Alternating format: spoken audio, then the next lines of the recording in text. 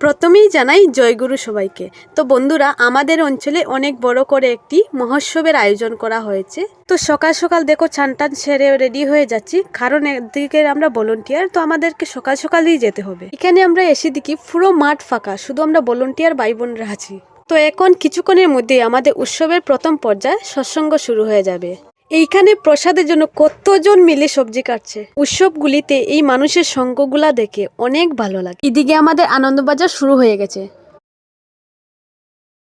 এইদিকে নাজারাটা just wow.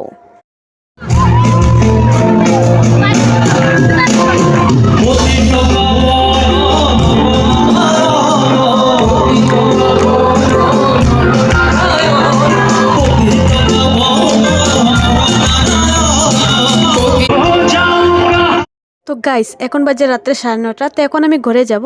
তো তোমরা সবাই সুস্থ থেকো, ভালো থেকো, টাটা।